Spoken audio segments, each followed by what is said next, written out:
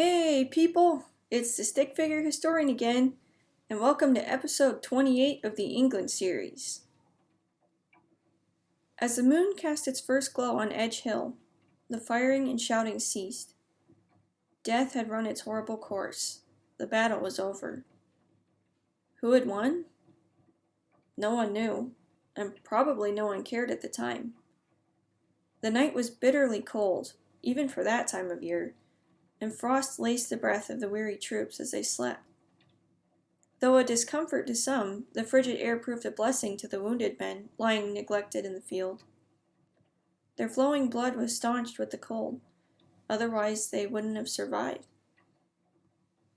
The following morning, the battle lines were drawn again, ready for another go, for it was unclear still who had really won the battle of yesterday. The losses were equal, and the gains? It seemed there were no gains. Yet, for all the brave show, no one seemed eager to perform the second act in the Battle of Edgehill. Charles must have felt he was at least somewhat the victor, for he sent a herald to old Robin to summon him to surrender. Of course, there was also a promise to pardon the Earl if he submitted to this. But the Roundheads were in no mood to give up, and they certainly didn't think the Royalists had won the day. The king's herald was poorly treated and sent away without even delivering his message. Nevertheless, the battle was not rejoined. The men had had enough. After some reinforcements came from London, old Robin drew back from Edgehill, making his new temporary headquarters at Warwick Castle. And for those of you who love to look at castles, like me, here's a couple modern-day pictures of the place. This is the side next to the River Avon,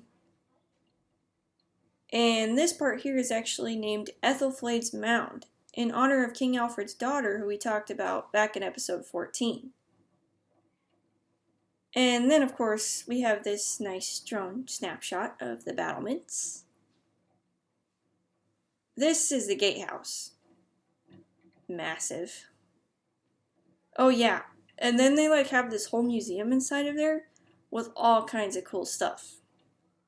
Yeah. But let's not get distracted here. What was I saying? Oh yeah. Old Robin drew back from Edgehill, making his new temporary headquarters here at this castle. And as you might imagine, moving a whole army of men can take a rather long time.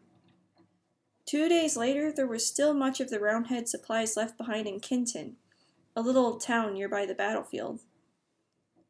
When news of this was brought to Prince Rupert's ears, he led a band of troops to the town, with the intent, of course, of more plunder among their enemies' belongings.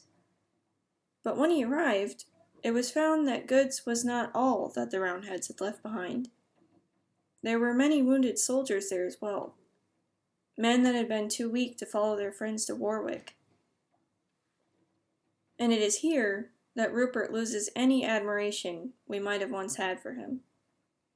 All his show of bravery is lost when we see how cruel and cowardly he really was at heart. He and his men killed those poor wounded soldiers. All of them. With old Robin moved up north and out of the way, Charles quickly made the decision to press on towards London. He took his time along the march, capturing the towns of Banbury, Abington, Aylesbury, and Maidenhead along the way, though the last three were actually Rupert's prizes. It seemed this prince was an invincible brand of fire that swept his enemies before him like chaff. But legends only live so long. He butted his head at last against the walls of Windsor, which he found he couldn't take, no matter how hard he tried. The fall of the first four cities had sufficiently alarmed the Parliament officers, though, and they begged to speak to the King of Peace. No, Rupert argued, no peace. On to London, I say, or so help me, I will take a single unit of cavalry and take the city myself. His uncle, though a fool, was at least wiser than himself, and ignored his hot words for now. Charles agreed to speak with the Roundhead commanders.